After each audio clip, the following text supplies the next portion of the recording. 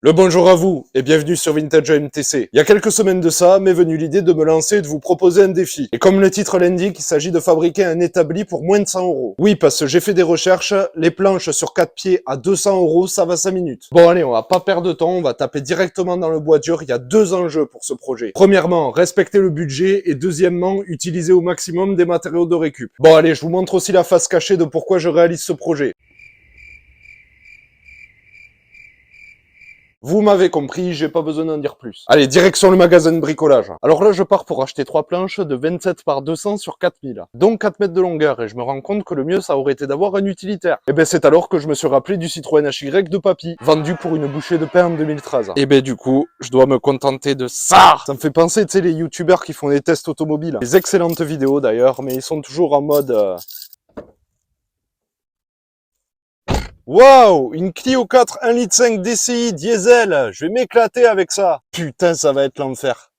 Bon, ça n'empêche que je dis ça de la Clio, mais après consultation, il y a quand même pas mal d'entretien à faire dessus. Du genre, là, je suis à 126 000 km au compteur, il y a filtre à gasoil que j'ai fait la semaine dernière, il y a nettoyage de la vanne EGR, remplacement du kit d'accessoires, remplacement du kit distribution, remplacement du liquide de frein, des disques et des plaquettes, remplacer le circuit de refroidissement aussi parce que je crois qu'il est d'origine. Donc il y a pas mal de boulot et si ça peut me permettre de créer du contenu grâce à ça, je suis preneur. Comme vous l'avez remarqué, ben oui, vous êtes sur Vintage AMTC, je roule en Clio 4 et vous allez vous dire, mais c'est quoi ce bordel? La priorité, putain! Alors oui, effectivement, je m'étais penché sur la question d'éventuellement acheter une ancienne pour pouvoir faire des vidéos avec et aussi proposer de l'entretien courant. J'avais tablé au départ pour la Renault 30 TS ou TX V6. Bon, ça va, on en trouve encore à des prix plus ou moins raisonnables. Comptez environ 3000 euros pour un modèle plus ou moins propre. Le problème de cette auto, V6 oblige, c'est sa consommation. Et le rendement aussi, qui est malheureusement une des raisons de son échec. Cependant, après recherche, il y a une alternative à la Renault 30 qui est vraiment pas mal. C'est la Renault 20, avec son 2 litres d'ouvrin à carburateur. Comptez environ 2000 à 3000 euros pour un bon exemplaire. Puis j'en avais une autre aussi en tête, c'est la Simca 1307 avec son 4 cylindres Poissy. De temps en temps, on trouve quelques exemplaires qui popent sur les plateformes. Un peu comme la Renault 20, comptez environ entre 2000 et 4000 euros pour un exemplaire en plus ou moins bon état. Les seuls défauts de cette auto, c'est que Simca, dans un premier temps, n'était pas reconnu pour faire les moteurs les plus silencieux. Et en plus de ça, c'est une boîte à 4 vitesses, comme la Renault 20, vous me direz, mais aussi à double carburateur. Autant vous dire que la sourdité et l'excès de consommation guettent, mon ami, à réfléchir et à méditer. Bon ben ça y est, là j'ai chopé les 3 planches, on démarre avec 44,70 €. Le vendeur qui me dit ouais ça dépasse un peu chef, je lui dis c'est bon t'inquiète j'ai ce qu'il faut. Ça va partir avec les tréteaux et j'ai la scie sauteuse avec la batterie, je vais d'abord les raccourcir à 2 mètres.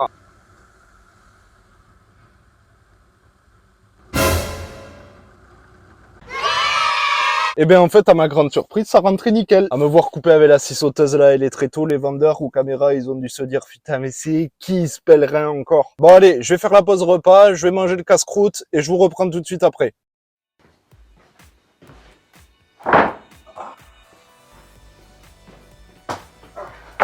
Je voulais partir faire la sieste, mais ma foi, il y a du boulot. Allez, viens par là, je t'explique. Le haut, je vais mettre 3 planches et elles seront maintenues par ces lattes. Alors ça, c'est de la récup, c'est des lattes de palette. Ensuite, le bas, idem, avec 3 ou 4 lattes. Maintenant, les pieds de l'établi. J'avais pensé à les mettre à l'intérieur. En fait, j'ai réfléchi, je pense que je vais plutôt partir sur l'extérieur. À mon sens, ça me permettra d'avoir une plus grande marge de manœuvre pour fixer le grand panneau en bois par la suite. Mais ça, le panneau, j'y viendrai plus tard dans la vidéo. Ah oui, et d'ailleurs, le tout maintenu avec des vis et équerres. Alors, les pieds, hauteur de travail, environ 90 cm, mais je pense que je vais les rehausser un peu comme ils seront portés à l'extérieur. Ensuite, longueur totale, ben là, on va plutôt partir sur 2 mètres. J'avais prévu 1,88 m, mais bon... On va rajouter un petit peu. Là, je vais démarrer par prendre toutes les mesures et ensuite tout couper à la scie sauteuse. Et eux me serviront pour faire les pieds.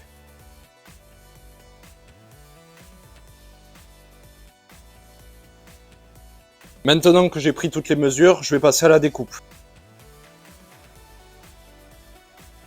Là, je vais attaquer le vissage des lattes. Alors, j'ai décidé de les espacer entre elles de 50 cm pour une meilleure répartition des masses. D'ailleurs, au final, quand ça suffisait pas, j'ai rajouté la chute. Pour ça, je vais utiliser des vis Torx. Et ce qui est vachement bien avec cette marque, c'est qu'ils m'ont mis le petit embout. C'est du 4 par 40 mm.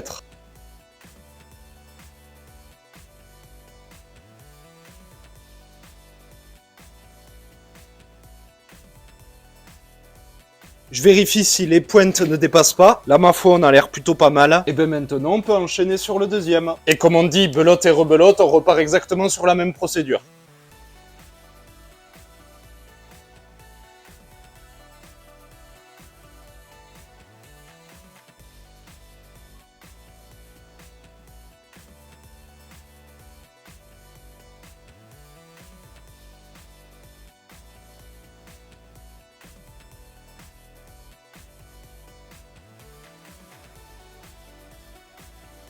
Jusqu'ici, tout va bien. Maintenant, une étape qui n'est pas forcément simple, c'est le découpage et le montage des pieds. Là, on est sur une planche de 1m40. J'avais dit au départ 90 cm.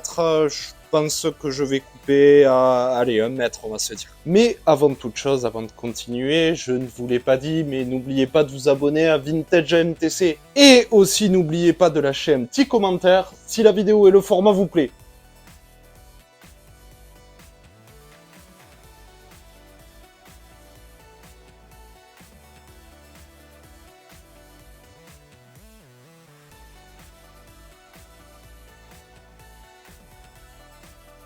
Je me souviens, les pieds, je ne l'ai pas précisé, mais c'est aussi du bois de récup. C'est ce qui me servait avant pour mon ancien établi. De toute manière, on fera le bilan en fin de vidéo.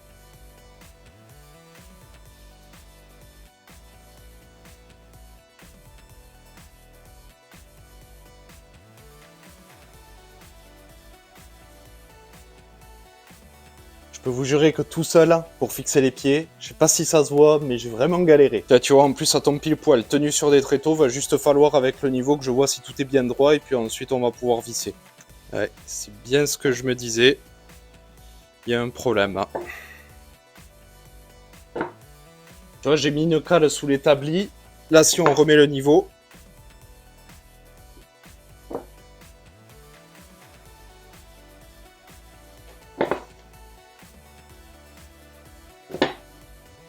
on est quand même un peu mieux.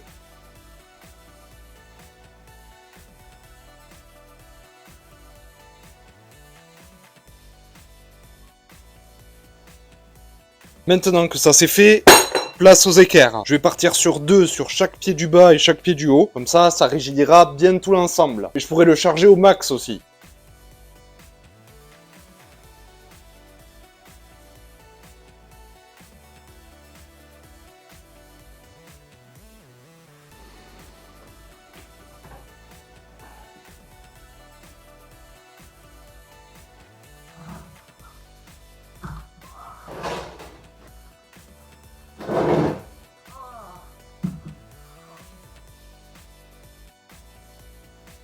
Fatigué.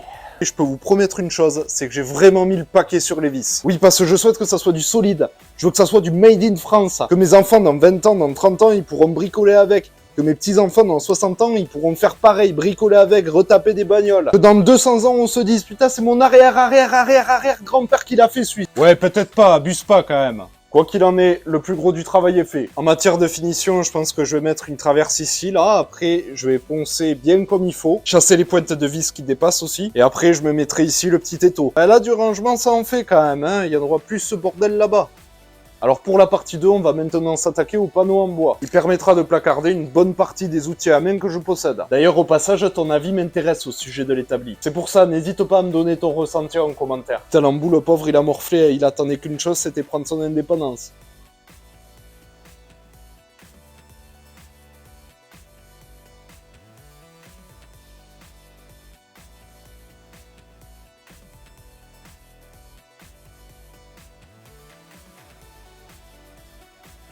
Ça y est, le grand panneau vient d'être assemblé, toujours avec du bois de palette. Maintenant, il ne me reste plus qu'à rechercher tous mes outils que je veux mettre dessus et ensuite les présenter pour pouvoir fixer les clous. Allez, je vous reprends tout de suite après. En attendant, je vous laisse des photos de ce que ça doit donner.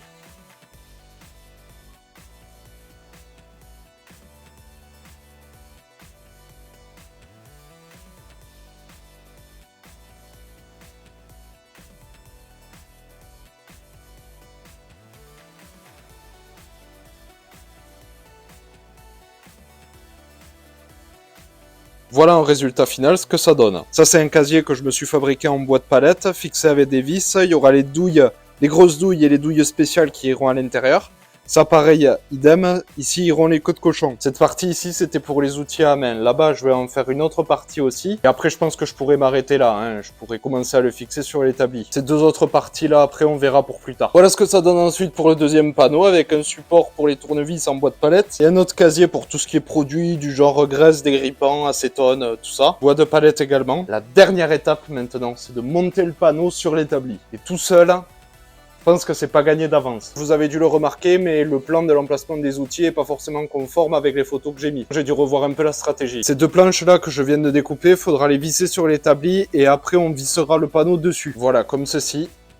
Maintenant c'est la dernière ligne droite, monter et visser le panneau sur les deux pieds.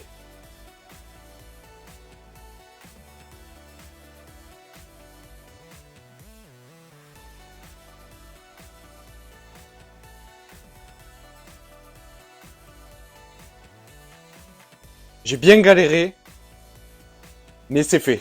Allez, maintenant je range tout le boxon qu'il y avait dans le garage, parce que là on peut même plus circuler. Et comme tout à l'heure, je vous reprends tout de suite après.